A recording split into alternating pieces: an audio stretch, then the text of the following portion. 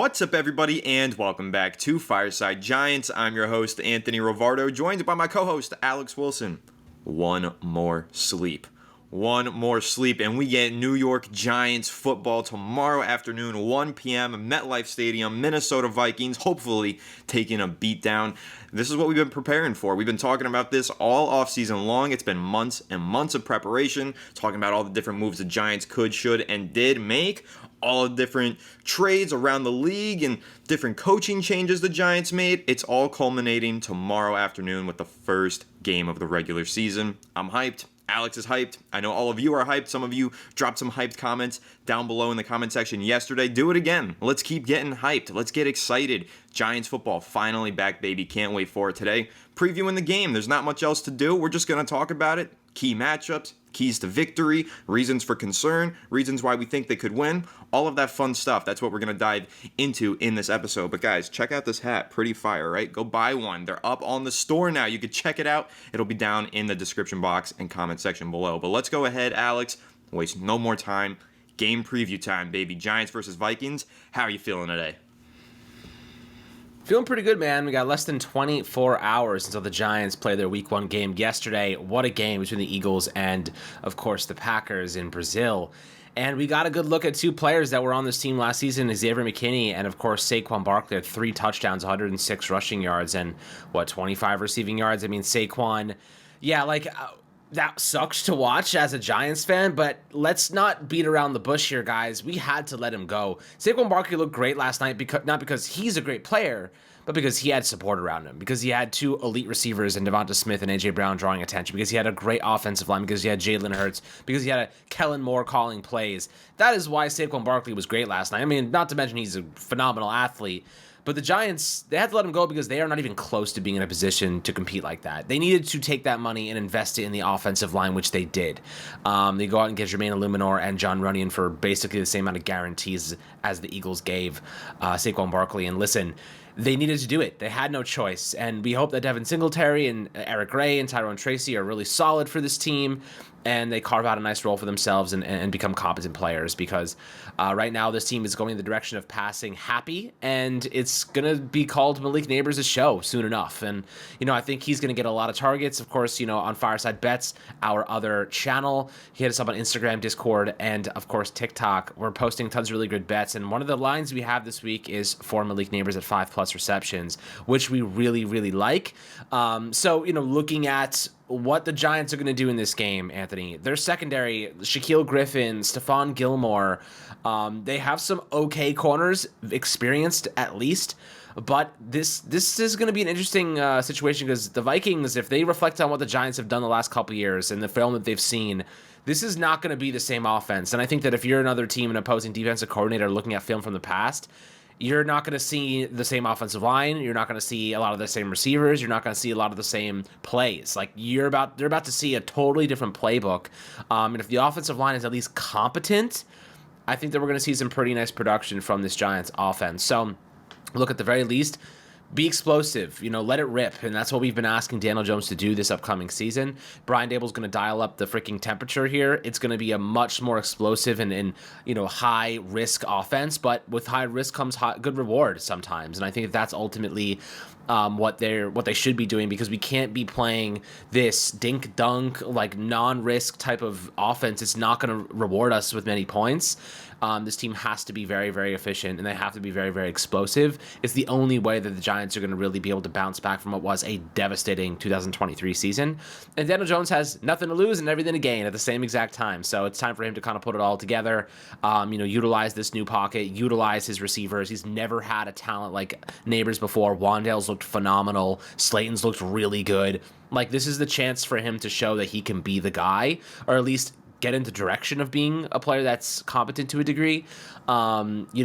Ultimately, I do think that this offense is more than capable of competing against the Vikings defense that is not going to be very good. They have some okay pieces, but their secondary is a little bit weaker. They lost Danielle Hunter. They don't have a lot of those high-profile, like, linchpin pieces. They have some good core, like some good talent, but not great talent. this Giants defense has got to set the tone, man. I know the Vikings are already talking some smack and saying that we're going to bury them. And, what are you thinking about that, Anthony? The Vikings are already putting it to the Giants. They got to respond. They got to shut him up. Yeah, Ivan Pace Jr., a linebacker who some of you guys might remember, Alex and I were huge fans of in the pre-draft process last year. He went undrafted, signs with the Minnesota Vikings, immediately becomes a starter and a linchpin piece in their defense. Like, good find from us, and many fans were big fans of him coming out of Cincinnati, but also a great find by the Minnesota Vikings to sign him. And he's turned into a really good player for them, but he's also turned into a big smack talker. Yesterday, when speaking with the media, he was asked about this matchup, and he said, it ain't going to be no matchup. He doesn't think that the Giants' offense is anything to fear. He thinks this Vikings defense doesn't even have a matchup at hand. Now, a couple things there. One, sounds like some overconfidence to me. Sounds like the Giants are being slept on. Sounds like they have an opportunity to step into their home stadium on Sunday as underdogs and surprise a lot of people. Now, the second thing, this is clearly a case of Ivan Pace Jr. not understanding the difference between last year's Giants team and this year's Giants team. And this is going to happen around the league. I think that a lot of teams and fans are going to look at this Giants offense and say, man, they sucked last year. They're going to be terrible this season. But that might not be the case because they do have Malik Neighbors now. They do have Devin Singletary now. Yes, they lost Saquon Barkley, but Saquon Barkley was running behind an awful offensive line for the last 5 years. The Giants offensive line made a lot of upgrades this offseason, so Singletary might actually be rather effective this season as the Giants' lead running back. Plus, like you said, Daniel Jones has nothing to lose. He is going to be taking those shots to Neighbors and trying his ass off to prove that he can be a franchise quarterback again. And on top of all of that, which we discussed in yesterday's episode at length, Brian Daboll is calling the plays. It is a totally different offense this year from what it was a year ago. So I don't blame Ivan Pace Jr. and the Vikings for sleeping on the Giants. They averaged 15.6 points per game last year. They were one of the worst offenses ever. But this year, that cannot be the case again. And I don't think it will be. Like, it simply can't be because jobs will be lost if that is the case. But I just don't think it will be because of all the talent that the Giants added to their offense this offseason and the changes that they made on their coaching staff. I mentioned Brian Daboll taking over as a play caller. How about Carmen Brasillo being hired as the offensive line coach? Last year, the Giants offensive line couldn't pick up a stunt to save their lives. I think that's going to be different this year. I think we can actually pick up some stunts, diagnose some blitzes and some twists on the defensive line, and actually give Daniel Jones a decent pocket this season. Because I think a lot of those problems were attributed to coaching. So it's a totally different offense. I'm hoping that we get a lot of production out of it. And on Sunday, F it, man. I'm booking it. Anytime touchdown, Malik Neighbors, baby. Let's go. He's getting in the end zone, and we're all chanting leak. I cannot wait for it. But flip over to the defensive side of the ball, Alex. We want to talk game preview, and we want to talk keys to victory. Number one, chief among them to me, this pass rush that we have talked so much about. This pass rush that the Giants have invested so much money and draft capital into, it needs to get home. You got Sam Darnold under center for the Minnesota Vikings this year. That is not what they planned. That is not what they wanted. They wanted J.J. McCarthy throwing the ball. He's done for the year before his year even got started. That sucks to see, but that gives the Giants a prime opportunity here in week one to go up against a journeyman backup quarterback who plays awful throughout his career under pressure, apply that heat, and force some turnovers. This Giants defense is going to look a lot different this year compared to last year. It's a new defensive coordinator. They're probably not going to force as many turnovers as they did last year when they tied for the league lead in takeaways. But against a team like the Vikings, against a player like Sam Darnold, you have an opportunity to force a bunch of turnovers with your pass rush. So we got to see Brian Burns, the X factor of this defense, get home. Kayvon Thibodeau, be more consistent, get home. Dexter Lawrence, every time Dexter Lawrence plays the Vikings, Alex, he feasts. He has the biggest meal that you've ever seen a man have on a football field. He absolutely dominates interior offensive linemen of the Minnesota Vikings, and their interior of the offensive line has not gotten any better since the last time Dexter Lawrence faced them. So Dexter Lawrence is in for a big game tomorrow afternoon. That's the hope, at least. And while he's pushing that pocket from the inside, those guys coming around the edge, boom. Let's hit Sam Darnold hard. Let's force him to make some bad throws. Let's get some interceptions, and that could be the way that the Giants win this game. The number one way, in my opinion, that they do walk out of Sunday's game with a victory. How are you feeling about that, Alex? And also on top of that, with the pass rush hopefully being so good, I imagine you feel like that could help mask a lot of the deficiencies that we might see from the Giants secondary. Yeah, absolutely. I mean, right now they're down a couple of key players, right? They're down T.J. Hawkinson. He's on the pup list. They have obviously, I mean, J.J. McCarthy is the big one, but Dalton Risner's also on injury reserve. So they have a couple of key players out. I know Jordan Addison, I think, is playing this week, so that definitely is a big piece of their offense. But at guard, Ed Ingram is expected to be starting, and then they also have Michael Juergens, and then Brian O'Neill and Christian Darrisaw on the outside, and Garrett Bradbury at center. So their interior is a lot weaker than their tackles. So I'm expecting a lot of Burns and Dexter Lawrence kind of 1-2s, twists, stunts, confusing those interior guys, because that's going to be their best way of beating them. Dexter Lawrence is probably going to feast in this one. I think that you're absolutely right. He does love to feast against the Vikings, but this matchup also lends itself pretty well to him to dominate. So I think looking at what the Giants should be doing, I think that O'Neill is probably the worst of the two tackles alongside Darrisaw. So I think that Brian Burns may align alongside O'Neill. They may ask him to go up and beat Darrisaw as well. And Kayvon Thibodeau, don't forget about Kayvon Thibodeau. I know we talk about Dexter Lawrence and people talk about Brian Burns, but Kayvon Thibodeau is going to become the best afterthought of this equation, right? Everyone's like, oh, Burns is amazing, Dexter Lawrence is amazing, but Kayvon Thibodeau's got the tangible traits to be a phenomenal player, guys. He could be as good as anybody in the league as a pass rusher. He's very similar in a lot of ways to Brian Burns with that speed and bender off the edge. I think that Burns has that a little bit more of a better first step, but Kayvon Thibodeau is a smart player, can seal the edge. He does all the little things well. I think that, when it comes to pass rushing, we've seen the volatility. He's kind of disappeared against better opponents at times. But this is a chance for him to say, I don't have to be the guy that everyone is dumping the whole pressure load on. You know what I mean? It's not like the entirety of the pressure is on Kayvon anymore. It's on Burns and Dexter Lawrence. Kayvon is just expected to get better, compound good days, and become a good, solid, adequate, consistent pass rusher at the NFL level. And I think if you're a Giants fan, that's all you want from him, is just to be consistent, show what he can do on a week by week basis. But yeah, this pass rush, you know what I think of it. It can be top 5. They just have to play to their potential. And that's the case for the Giants at basically every year. If this group plays to their potential, they could be great. The defensive line specifically, I think, could be great if they play up to that. Now, the offensive line, I think, could be, I wouldn't say great, but I'd say I'd be good with fine. I'd be fine with good. I'd be fine with average at this point. That's kind of what I'm hoping for. But then you look at the other positions, the secondary, interesting matchups, Justin Jefferson versus Deontay Banks. That's one that the Giants are going to have to be careful with. Honestly, I wouldn't hate just doubling Justin Jefferson for a good portion of this game. I know that Deontay Banks, he's smaller. The catch radius is not the same.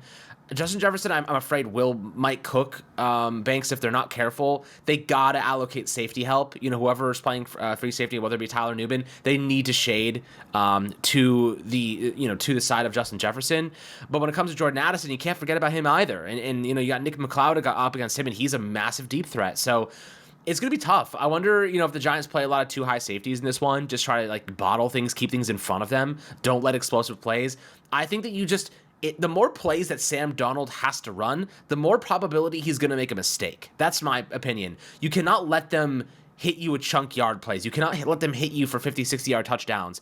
That is going to be the way they beat the Giants, by big chunk plays, massive gains downfield. They have to keep everything in front of them. They have to protect those deep portions. Make Sam Darnold beat you with his arm. Make him operate an offense at a high level, because eventually he's going to make a mistake. He's going to make a bad throw, and all you have to do is be in the right spot to get that interception. So, if I'm the Giants, I'm trying to bottle things up, keep everything in front of them. Don't let JJ or, of course, Jordan Addison get in the defensive backfield. How do you think they're going to go about this? Because I think that, you got to be careful with these guys. Our secondary is weak. We have to be careful with some of these better receivers.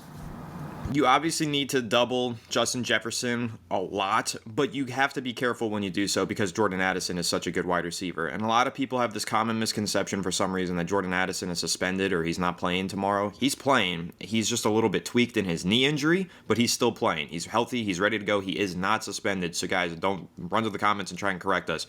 correct yourself. Like, go search it. This happened a couple days ago on Fireside Giants Instagram. Jordan Addison is playing this week, and so the Giants have a lot of game planning to do in their defensive backfield, because not only are they worrying about the best wide receiver in football, but they're talking about one of the best WR2s in football as well in Jordan Addison. I will correct you on one thing, though, Alex.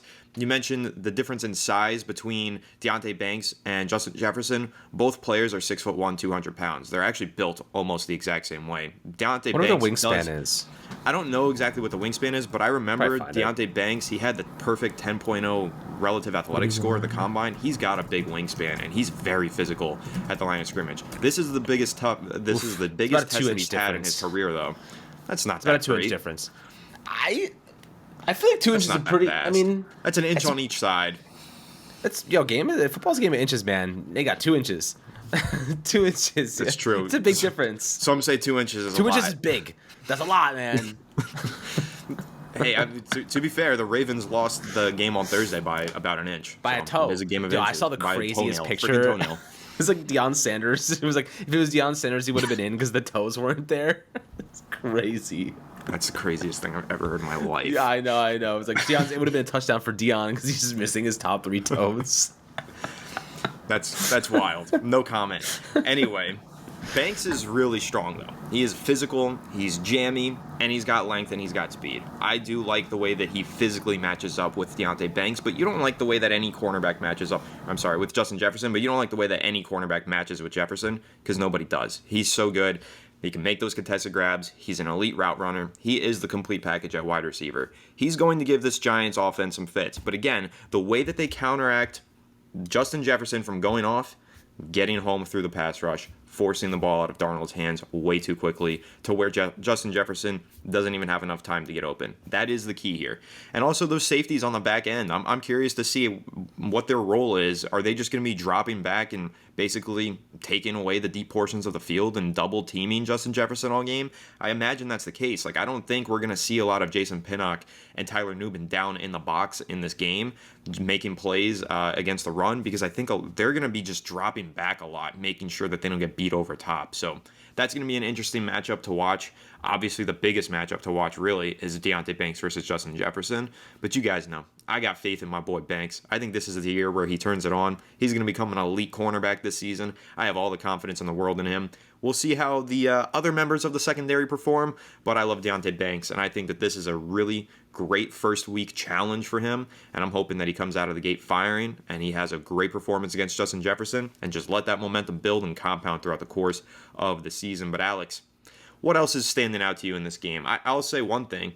We talked about this Vikings defense. No, it doesn't have a ton of talent, but it does have a very talented defensive play caller. Brian Flores is going to send the heat. He is going to try his best to create as little time as possible for Daniel Jones. He loves to blitz. He's one of the most aggressive defensive minds in the league, and also one of the brightest.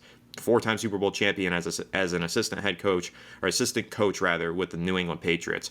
One of the best defensive minds. Flores has actually got me a little bit nervous for this game, because you mentioned how the Vikings might be looking at this Giants team and imagining what it was 2 years ago and thinking that it's going to be the same thing.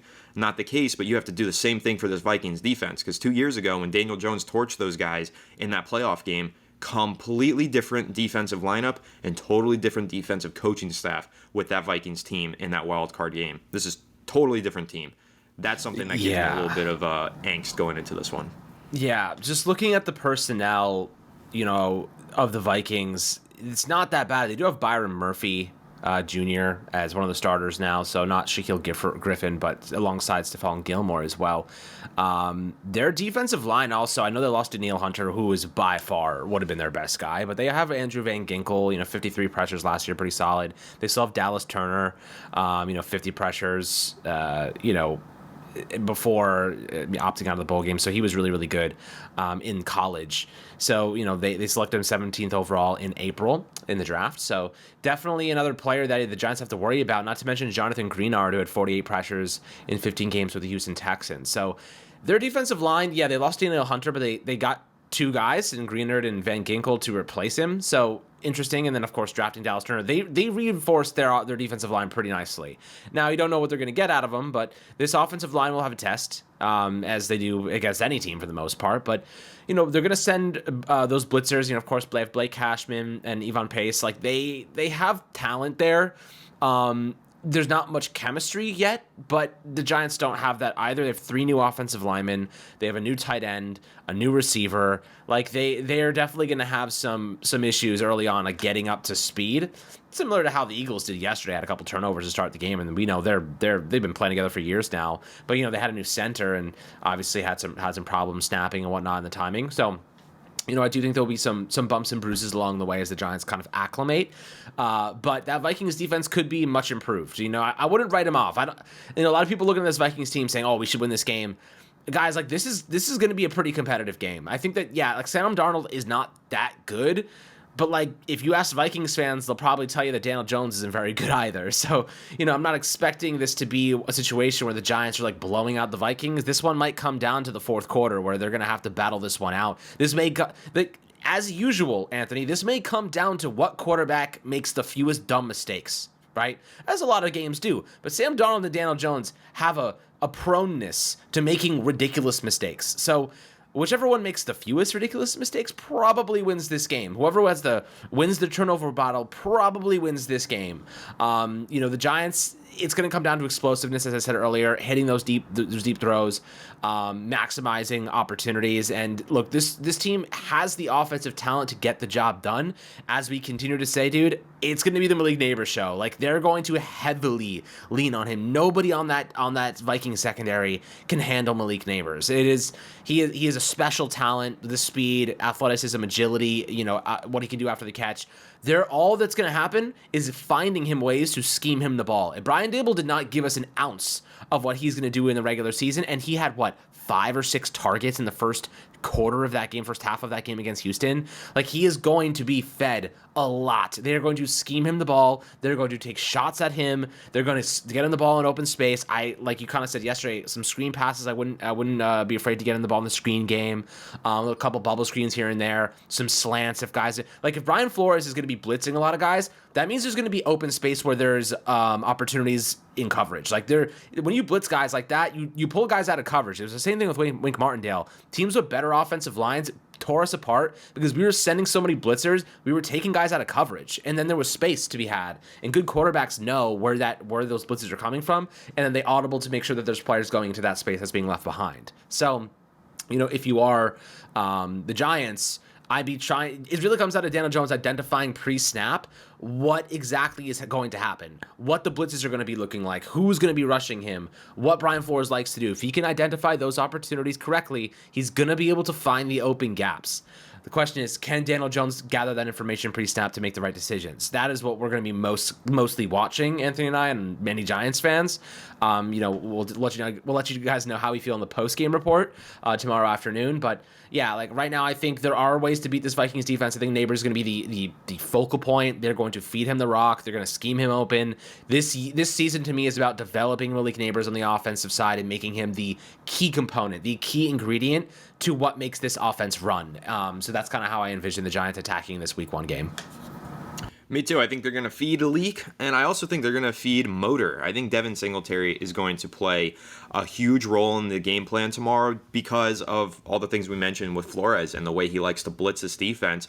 We know that he's going to be dialed in on trying to double team Malik Neighbors, and we know he's going to be sending a lot of pressure into the face of Daniel Jones. So how do the Giants kind of counteract that? They hand the ball off to Devin Singletary, they run block well, and they pick up some ground yardage, and that opens up the passing game for them. That's what they're going to need to do. I think Devin Singletary is the key on the offensive side of the ball. Like we've talked about defensive side of the ball, the key is pass rush getting home. The key on the offensive side of the ball, to me, Alex, it's not feeding Malik Neighbors, which we know they're going to do. It's not Daniel Jones doing this or that. It's Devin Singletary having a really solid first performance with the New York Giants. If he can go out there and rush for 100 yards, I think the Giants are winning this game. That's really what they need to do because that's how they're going to get the blitzes to slow down. That's how they're going to open up the passing game for Neighbors. If they're running the ball well tomorrow, the Giants are going to win this game. So I think that is the biggest key on the offensive side of the ball, biggest key on the defensive side of the ball. let's get those pass rushers home. But it's going to be a good one. As you mentioned, Alex, I think it's going to be a very competitive game, a close game.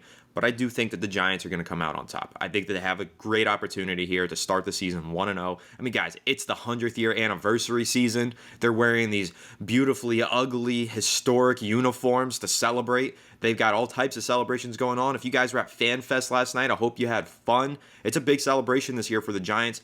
I don't think there's any way that they're going out there in week 1 and losing this game in year 100 to start the regular season. So I'm picking the Giants to win. Alex, I imagine you're doing the same. Do you have maybe a score prediction here for me? Score prediction. Man, I think that the Giants do get some points on the board in this one. I think it's going to be like a 24 to like 21 type of game. Maybe I wouldn't be surprised about a couple field goals too. I could see like a 24-17 finish, something like that. Maybe like a 24-20 type of game.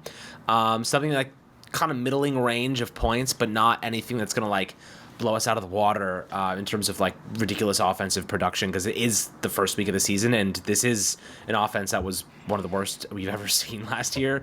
So I do think that there's going to be some hiccups, there's going to be some roadblocks, but you just have to gather momentum.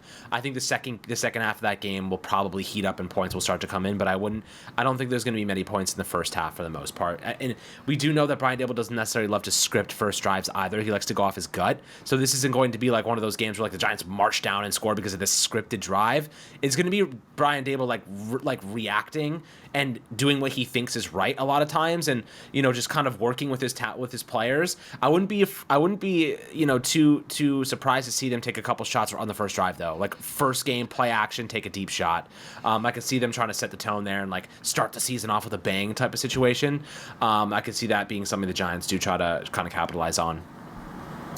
I'm going to predict 17-10. Giants win, late fourth quarter rushing touchdown from Devin Singletary. There you go. And I think all three of the pass rushers, both Burns, both Lawrence, and Thibodeau, they all log 1 sack apiece. Sam Darnold throws 2 picks. Daniel Jones throws 1 pick. The other touchdown by the Giants is Malik Neighbors. I told you I'm taking that anytime. I think he's getting in the end zone. I think he's ending up with 6 receptions on the day. So those are all my predictions for the game. We'll see tomorrow how right or wrong I was. Maybe the Giants end up putting 30 on the scoreboard. Daboll's first time calling plays as the head coach. I would love to see that happen. But I don't know. I think it's going to be a little bit sloppy. It's week 1. These are two teams that have underrated defenses, honestly, because you've got really good coaching for the Vikings and you got a great pass rush for the Giants. I think it's going to get a little bit turnover happy at some point in the game, but I think it's going to be a good one. It's going to be an exciting start to the season, to season 100 for the New York Giants. So that about wraps this one up, though. Make sure to leave a like if you enjoyed this episode. Subscribe to the channel if you're new. Ring the bell so you don't miss an episode, and comment your thoughts down below in the comments section. If you're listening on Apple or Spotify, please make sure to leave us a 5-star review. Go ahead and follow us on all of our social media channels at Fireside Giants. And without further ado, we'll catch you on the next one. Have a good one, and let's go Giants.